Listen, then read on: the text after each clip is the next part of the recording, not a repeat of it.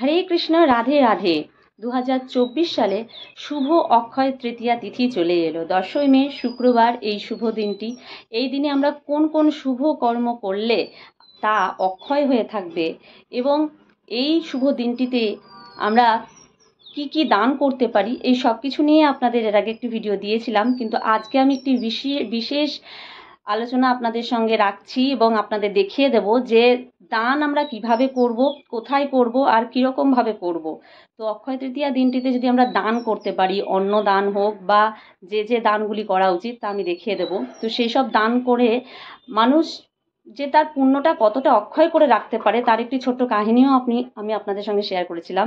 যে একজন রাগী কৃপণ ব্রাহ্মণ যে জীবনে কখনো দান করেনি এবং কারোর সঙ্গে ভালো ব্যবহার করেনি, কিন্তু সেই ব্রাহ্মণের স্ত্রী এই অক্ষয় তৃতীয়ার দিনেই লুকিয়ে লুকিয়ে অন্নদান করেছিল। আর সেই ব্রাহ্মণ কিন্তু সেই দৃশ্য দেখে নিয়েছিল। তারপরেও ব্রাহ্মণ কিন্তু তার স্ত্রীকে কিছু বলেনি, যার কারণে সেই পুণ্যফল তার সঞ্চিত ছিল এবং শেষের দিনে তাকে কিন্তু কোনো নরক যন্ত্রণা বা যম যন্ত্রণা ভোগ করতে হয়নি। তাকে সেই পুণ্যের কারণে তাকে মুক্ত করা হয়েছিল। তাই আজকে আমি যে দানের যে ভিডিওটি আপনাদের দিতে চলেছি, অবশ্যই প্রথম থেকে শেষ পর্যন্ত দেখুন। এর দ্বারা কতটা আমরা পুণ্যফল সঞ্চয় করে রাখতে পারবো তা অবশ্যই জেনে নেওয়া প্রত্যেকের দরকার। তো আমি এখানে একটি ডিশের মধ্যে যা কিছু দান করা যায়, এই অক্ষয় তৃতীয়া তিথিতে যা কিছু দান করা যাবে, যা কিছু দান করলে ভগবান অত্যন্ত সন্তুষ্ট হবেন এবং তার সঙ্গে আমাদের সেই পুণ্যফল অক্ষয় হয়ে থাকবে, সেই সব কিছু এখানে আমি নিয়ে নিয়েছি। তো তার মধ্যে আপনারা দেখতে পাচ্ছেন যে এখানে জব রয়েছে। জব এ কারণেই আমি নিয়েছি কারণ এই অক্ষয় তৃতীয়া দিনটিতে জব দান করা অত্যন্ত শুভ।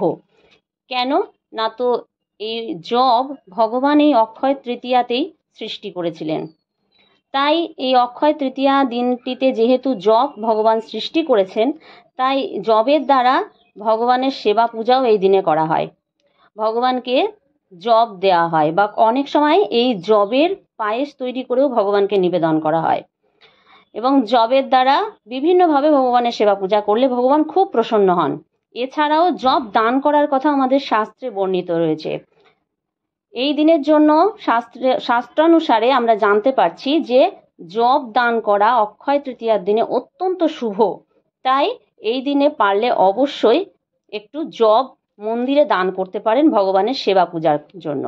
ভগবানের সেবা পূজার জন্য জব দান করা যেতে পারে, ব্রাহ্মণকে জব দান করা যেতে পারে, বৈষ্ণবকে, পরম যে প্রকৃত ব্রাহ্মণ বা প্রকৃত বৈষ্ণব তাদেরকেই দান করলে সবথেকে বেশি ভালো হবে, শুভ হবে। তারা এই জবকে ভগবানের সেবা পূজায় কাজে লাগাবেন। তাই আমরা এই দিনে জব দান করব এবং জব দানের সাথে ঘি। এই দিনটিতে শাস্ত্রানুসারে আমরা জানতে পাচ্ছি যে অক্ষয় তৃতীয়া পুণ্য তিথিতে আমাদের জবের সাথে যদি আমরা ঘি ভগবানের সেবা পূজার জন্য, ঘি এবং কালো তিল, এটাও ভগবানের সেবা পূজার জন্য। তিল আমরা অনেকে দান করি, কিন্তু সাদা তিল অনেক সময় দান করা হয়। সাদা তিলের পরিবর্তে যদি কালো তিল আর ঘি আমরা এই দিনটাতে দান করতে পারি তাহলেই বেশি শুভ হবে। কারণ পূজার্চনার ক্ষেত্রে কালো তিলটাই হচ্ছে সব থেকে শ্রেয়। তাই কালো তিল এবং ঘি এবং জব অক্ষয় তৃতীয়ার জন্য এগুলি ভীষণ গুরুত্বপূর্ণ দানের জন্য। তো দান করলে আমরা অবশ্যই জব দান করব মন্দিরে ভগবানের সেবা পূজার জন্য, ঘি দান করব এবং কালো তিল। এর সাথে যদি আমরা মনে করি যে একটি চন্দন কাষ্ঠও দান করতে পারি মন্দিরে সেবা পূজার জন্য, কারণ যেহেতু বৈশাখ মাস চলছে আর এই মাস অত্যন্ত গরমের, আর এই গরমের সময় এবং অক্ষয় তৃতীয়া দিনটি থেকেই চন্দন যাত্রা উৎসব শুরু হয় আর ভগবানকে সারা অঙ্গে চন্দন লেপন করানো হয়। তাই ভগবানের সেই সেবা পূজার জন্য আমরা চন্দন কাষ্ঠও কিন্তু মন্দিরে দান করতে পারি।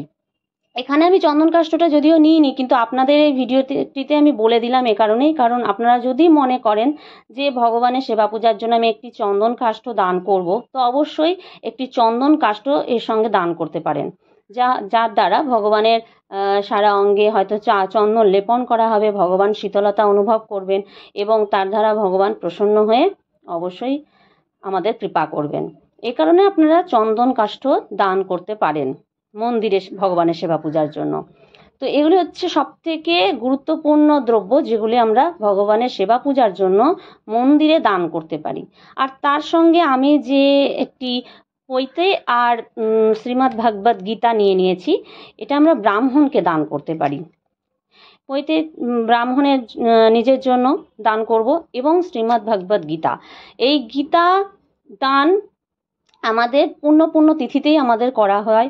আর অক্ষয় তৃতীয়া যেহেতু আমাদের জীবনে 365 দিনের মধ্যে বলতে গেলে সবথেকে ইম্পর্টেন্ট অর্থাৎ সবথেকে গুরুত্বপূর্ণ একটি দিন, সেই দিনটিতে আমরা কিন্তু গীতা দান করতে পারি।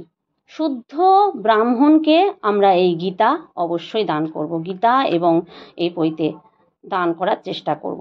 এবং যদি আমরা শুদ্ধ বৈষ্ণব পাই তো তাকেও অবশ্যই গীতা দান করতে পারি। তো যারা ভগবানের সেবা পূজায় নিযুক্ত থাকেন, সর্বদাই মন্দিরের সেবা পূজায় নিযুক্ত আছেন, সেই সব ব্রাহ্মণদেরকে আমরা এই গীতা এবং পৈতে দান করতে পারি। কিন্তু অন্য কোনো ব্রাহ্মণ যারা হয়তো কোনো পূজার্চনা করে না এবং নিজস্ব অন্য কোনো ব্যবসায় হয়তো নিযুক্ত আছেন, তারা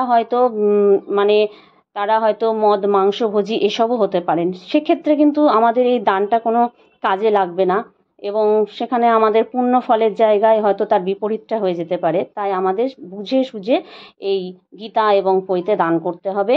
কোনো ভালো একটি মন্দিরের বা ইস্কন মন্দিরের কোনো পূজারীকে সেখানে আমরা যদি দান করতে পারি, সেটা আমাদের সঠিকভাবে কাজে লাগবে। এইগুলি মন্দিরে দানের জন্য এবং ব্রাহ্মণকে দানের জন্য। তার সাথে ব্রাহ্মণকে আমরা একটি সিদে দান করতে পারি। অন্নদানের মতন আর বড় দান এই অক্ষয় তৃতীয়া তিথিতে নেই।